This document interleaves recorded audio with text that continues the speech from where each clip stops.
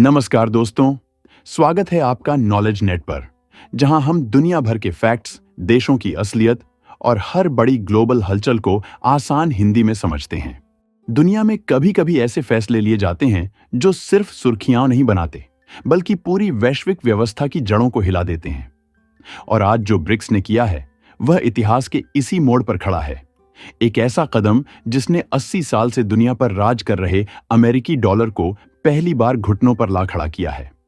BRICS ने आधिकारिक रूप से अपना नया ग्लोबल पेमेंट सिस्टम एक्टिव कर दिया है और यह सिस्टम दुनिया के 185 देशों को यह ताकत देता है कि वे अपने व्यापार को अमेरिकी डॉलर से हटाकर सीधे चीनी युआन में कर सकें।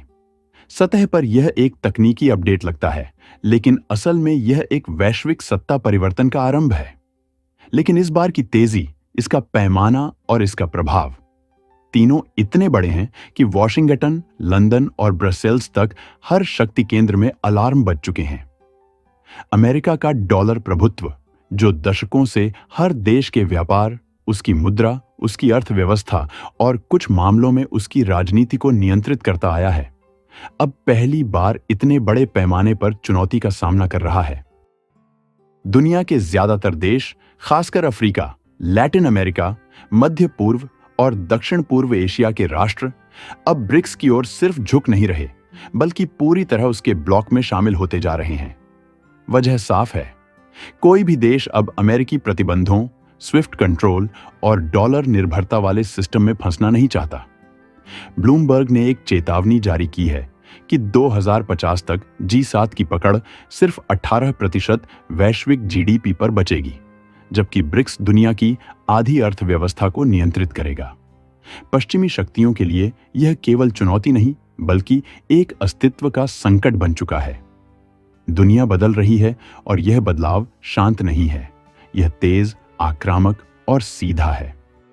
चीन की मुद्रा को रेनमिनबी कहा जाता है, लेकिन जब उसी पैसे को गिनकर बताया जाता है तो उसे युआन कहते हैं, यानी RMB मुद्रा का नाम है, और युआन उस मुद्रा की गिनती की इकाई। दोनों एक ही हैं, बस इस्तेमाल अलग अलग होता है। अधिकांश देश चीन को एक साथी, एक निवेशक और एक वैकल्पिक विकास मॉडल के रूप में देखते हैं। इसी साल जब डोनाल्ड ट्रंप वैश्विक टैरिफ युद्ध को बढ़ा रहे थे, चीन ने चुपचाप 53 अफ्रीकी देशों के साथ जीरो टैरिफ एग्रीमेंट साइन किया।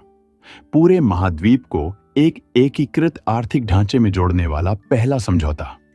चीन ने अफ्रीका में 10,000 से अधिक प्रोजेक्ट पूरे किए, रेलवे से लेकर डिजिटल नेटवर्क, एयरपोर्ट से लेकर पावर प्लांट तक। और ये प्रोजेक्ट सिर्फ विकास के प्रतीक नहीं, बल्कि चीन की दीर्घकालिक रणनीति के हिस्से हैं। इस बीच एशिया के प्रमुख देश जापान, कोरिया, मलेशिया, जो दशकों तक अमेरिका के रणनीतिक साथी रहे, अब अपने व्यापारिक निर्णय चीन की ओर झुका रहे हैं।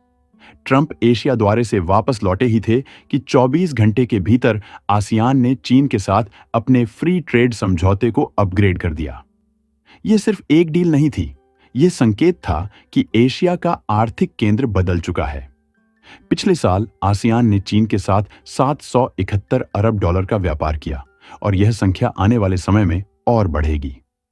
वियतनाम, इंडोनेशिया, मलेशिया, थाईलैंड और फिलीपींस, इन सभी की सप्लाई चेन, टेक्नोलॉजी हब और औद्योगिक ढांचे अब बीजिंग की ओर मुड़ चुके हैं। इसी बदलाव के बीच ब्रिक्स ने एक और बड़ा हमला किया। चीन और दक्षिण अफ्रीका ने पहली बार चीनी युआन में ब्रिक्स लोन जारी किया। यह सिर्फ एक फाइनेंशियल प्रोडक्ट नहीं, बल्कि एक सीधा संकेत है कि ग्लोबल फाइनेंस की दिशा अब वेस्ट से ईस्ट की तरफ मोड़ दी गई है। यह लोन अफ्रीका की ऊर्जा, शिक्षा, जल प्रबंधन, हेल्थ केयर, हाउसिंग और मैन्युफैक्चरिंग जैसी कोर डेवलपमेंट परियोजनाओं को बिना किसी राजनीतिक दबाव, बिना किसी रिफॉर्म कंडीशन और बिना किसी वेस्टर्न सुपरविजन के फंड करेगा। दशकों तक वर्ल्ड बैंक और IMF की शर्तें किसी भी गरीब या विकासशील देश की आर्थिक संप्रभुता को कमजोर करती थीं। सरकारी खर्च घटाओ, सब्सिडी हटाओ, प्राइवेटाइजेशन करो, अन्यथा फंड नहीं मिलेगा। लेकिन ब्रिक्स का मॉडल पूरी तरह से उल्टा है। यहां देश को मजबूर नहीं किया जाता, बल्कि पार्टनर बनाया जाता है। यहां विकास किसी छिपी हुई कीमत के साथ नहीं आता, बल्कि दीर्घकालिक सहयोग, टेक्नोलॉजी ट्रांसफर और इंफ्रास्ट्रक्चर बिल्डिंग के साथ आता है। यही वजह है कि अफ्रीका, लैटिन अमेरिका और एशिया का ग्लोबल साउथ चीन के विकास मॉडल को अपनाने के लिए उत्सुक है। सिर्फ 800 मिलियन लोगों को गरीबी से बाहर निकालने से लेकर mega high speed rail network तक जिस स्केल और स्पीड पर चीन ने काम किया है, वह बाकी देशों के लिए एक ब्लूप्रिंट बन चुका है। लेकिन असली भूचाल तब आया जब ट्रंप की कोरिया यात्रा खत्म होने के सिर्फ कुछ घंटों बाद दक्षिण कोरिया ने 400 बिलियन युआन यानी लगभग 49 बिलियन डॉलर की करेंसी स्वैप डील चीन के साथ साइन कर दी। यह सिर्फ एक फाइनेंशियल समझौता नहीं बल्कि एशिया की इंडस्ट्रियल चेन और सप्लाई नेटवर्क के लिए एक टर्निंग पॉइंट है। इसका मतलब यह है कि अब कोरिया और चीन के बीच होने वाले tech, steel, machinery, battery, electronic component और सेमीकंडक्टर ट्रेड के लिए अमेरिकी डॉलर की जरूरत खत्म होने लगी है। दुनिया की सबसे हाईटेक इंडस्ट्री कोरिया के semiconductor, automobile, display, ship building और इलेक्ट्रॉनिक सेक्टर अब RMB आधारित सिस्टम के साथ डीप इंटीग्रेशन में जा रहे हैं। यह कदम अमेरिका के लिए सिर्फ एक आर्थिक झटका नहीं, बल्कि एक रणनीतिक पराजय भी है, क्योंकि एशिया का पूरा औद्योगिक नेटवर्क, जिस पर अमेरिकी टेक और डिफेंस स्ट्रैटेजी आधारित है, धीरे धीरे डॉलर निर्भरता से बाहर निकलकर एक नई मुद्रा आर्किटेक्चर की तरफ बढ़ रहा है। आज हर 13 अंतर्राष्ट्रीय व्यापार सौदों में से एक RMB में किया जाता है, लेकिन ब्रिक्स का नया पेमेंट सिस्टम इस गति को कई गुना बढ़ा देगा। रूस के साथ ऊर्जा व्यापार पहले ही बड़े पैमाने पर RMB में हो रहा है। सऊदी और UAE जैसे अरब देशों के तेल सौदे चीन की मुद्रा में शिफ्ट हो रहे हैं। अफ्रीका के लिए इंफ्रास्ट्रक्चर फंडिंग RMB बेस्ड हो चुकी है। लैटिन अमेरिका के कई देश अपने मेटल, मिनरल और माइनिंग एक्सपोर्ट के लिए RMB स्वीकार कर रहे हैं। यह सिर्फ छोटे छोटे बदलाव नहीं है, यह ग्लोबल ट्रेड, फाइनेंस और पावर बैलेंस का पूरा रीडिजाइन है।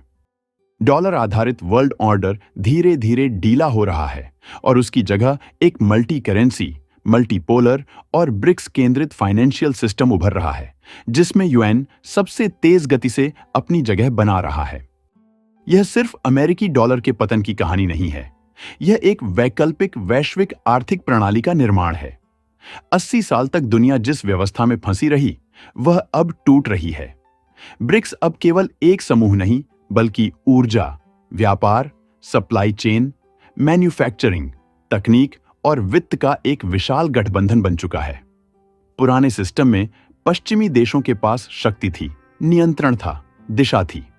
नया सिस्टम बराबरी पर आधारित है और यही चीज ग्लोबल साउथ को ब्रिक्स की ओर खींच रही है।